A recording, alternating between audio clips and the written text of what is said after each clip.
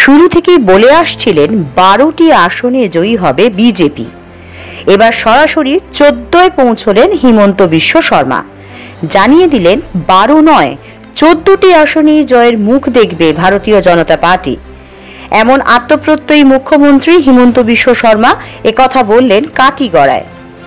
বৃহস্পতিবার দলের প্রার্থী পরিমল শুক্লবৈদ্যের হয়ে প্রচারে অংশ নিতে কাছাড় জেলার কাঠিগড়ায় উপস্থিত হন দলের সর্বভারতীয় তারকা প্রচারক তথা অসমের মুখ্যমন্ত্রী ডক্টর হিমন্ত বিশ্ব শর্মা। এখানে নির্বাচনী জনসভায় অংশ নিয়ে কেন্দ্রের নরেন্দ্র মোদী সরকারের জয়গান গেয়ে শিলচরে দলীয় প্রার্থী পরিমল শুক্লবৈদ্যের সপক্ষে ভোট চাইলেন মুখ্যমন্ত্রী হিমন্ত। নির্বাচনী জনসভায় বেলা 12:30টার সময় ধার্য করা থাকলেও মুখ্যমন্ত্রী উপস্থিত হন বেলা 2:30 নাগাদ। ততক্ষণে অবশ্য কারোর বিন্দু মাত্র ধৈর্যচ্যুতি ঘটেনি। কাঠফাটা রোদকে উপেক্ষা করে মুখ্যমন্ত্রী বক্তব্য শুনতে অধীর আগ্রহে অপেক্ষা করছিলেন সহস্রাধিক জনতা। অবশ্য মুখ্যমন্ত্রী সভাস্থলে পৌঁছানোর আগেই বক্তব্য রাখেন শিলচরের দলীয় প্রার্থী পরিমল শুক্লবৈদ্য। সাংসদ ডক্টর রাজদীপ রায়, জেলা সভাপতি বিমলেন্দু রায়, তপশিলি মোর্চার জেলা সভাপতি নিবাস দাস, অমিয়কান্তি দাস প্রমুখ। পরে মুখ্যমন্ত্রী জনসভায় বক্তব্য রাখতে গিয়ে প্রথমেই তীর নিশানা করেন ইউডিএফ এবং কংগ্রেসের দিকে। এই দুটি দলকে নানা মন্তব্য সমালোচনার ঝড়ে বিধ্বস্ত করে মুখ্যমন্ত্রী বলেন, কেন্দ্রে এবার নরেন্দ্র মোদীর নেতৃত্বে এনডিএ সরকার হচ্ছে, এ নিয়ে কোনো সন্দেহ নেই। ফলে শিলচর থেকে পরিমল দাকে সাংসদ চাই। এই লোকসভা আসনের সার্বিক বিকাশে পরিমল শুক্লবৈদ্যকে দিল্লি পাঠাতে অনুরোধ করেন। সহস্রাধিক জনতার উদ্দেশ্যে মুখ্যমন্ত্রী জানিয়ে দেন, অসমের 14টি লোকসভা আসনের মধ্যে সব কয়টি আসনে জয়ী হবে বিজেপি। বলেন 14টিই যাবে বিজেপির ঝুলিতে, কারণ নরেন্দ্র মোদীর সবকা সাথ, সবকা বিকাশ, সবকা বিশ্বাস, সবকা প্রয়াস এই মন্ত্রে অসমবাসী মুগ্ধ হয়ে বিজেপির প্রার্থীদের দিল্লি পাঠাবেন। ফলে দুইটা সিটরে আরামত জিকি যাম। কাছাড় সিট তো 3 লাখ আর করিমগঞ্জ 1 লাখ। স্যার আপুনি হাইলাকান্দি করিম কাটিচৰাত এতিয়া মিটিং কৰি আহিলে, মেডিকেলৰ কথা ক'লে, কি কি মানে আফটাৰ ইলেকশ্যন আপুনি এইটোকে কৈছোঁ যে কৰিমগঞ্জ হাইলাকান্দিৰ মানুহে এবাৰ কৃপানাথ মালাক জিকাওক। হাইলাকান্দিটো একটা মেডিকেল কলেজ আমি বনাম। আপুনি বিৰোধী দলক কি কৰিব? বিৰোধী দলটো নাই, সেইকাৰণে বিৰোধী দলৰ কথাই কোৱা নাই। আপোনাৰ নামানি বিৰোধী দল নাই নেকি? অসমত নাই, সেইকাৰণে কোনো মিটিঙতে মই বিৰোধীৰ কথাই কোৱা নাই। মানে গোটা মানে আপৰ পদ্ম ফুল অসমত কোনো বিৰোধী দল আজিৰ দিনত নাই। যি আছে মাৰ্জিনেল প্লেয়াৰ, গতিকে তেওঁলোকৰ কথা কৈ ফ্ৰী পাব্লিচিটি কোনো কথা নাই।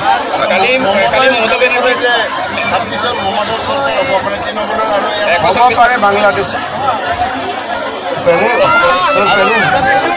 স্যাৰ কালি মমতা ব্যানাৰ্জি আহিছিল, কিমান প্ৰভাৱ পৰিব বৰাকত? মমতা ব্যানাৰ্জি আহিলে গ'ল আৰু বৰাক উপত্যকা চাই গ'ল আৰু টুৰিষ্ট আহিছে, টুৰিষ্ট গ'ল।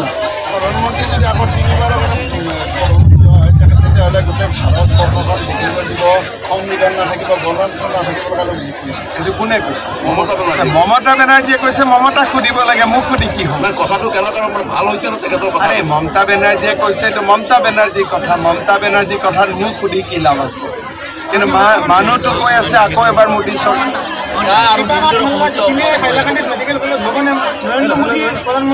কৃপানাথ মালা জিকিলে হ'ব না?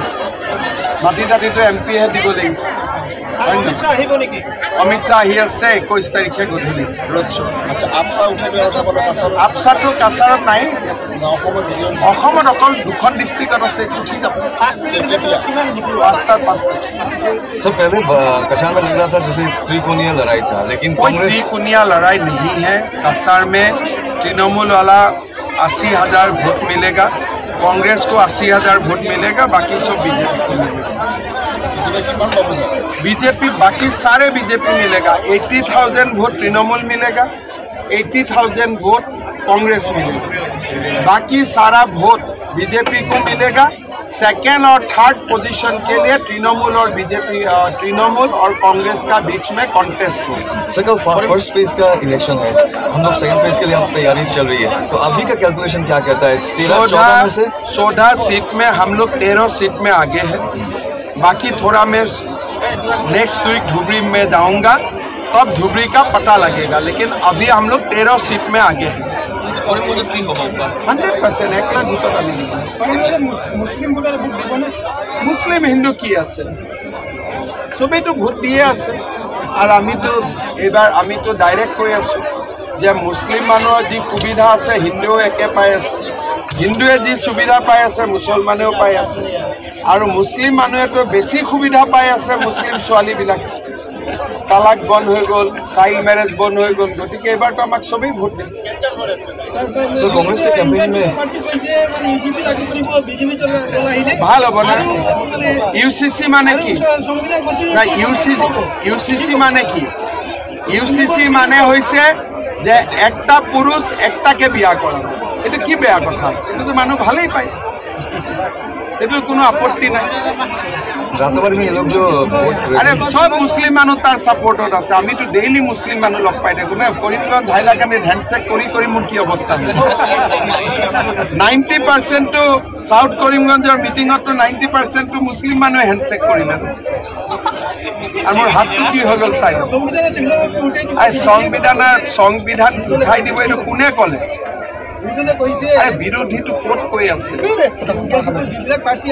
আপোনালোকে ইমান বিৰোধীক লৈ কিয় টেনশ্যন খাই আছে? যি পাৰ্টি জিকিব তাৰ কথা কওক না, যি পাৰ্টি হাৰিব তাৰ কথা কিয়? হাফিজ চৌধুৰী এজন উকিল মানুহ, যদি ইভিএম ৰেকৰ্ড কৰিব, ইভিএম যদি তেওঁ মেনিপুলেট কৰিব খোজে, তেতিয়াহ'লে তেওঁ জানিব যে দিল্লীত মোদীৰ চৰকাৰ আছে, দিছপুৰত হিমন্তৰ চৰকাৰ আছে, তেওঁৰ হাতটো ইলেক্ট্ৰিক শ্বক লাগি যাব। ইভিএম টাচ কৰিলে শ্বৰ্ট লাগি যাব, ইলেক্ট্ৰিক শ্বক।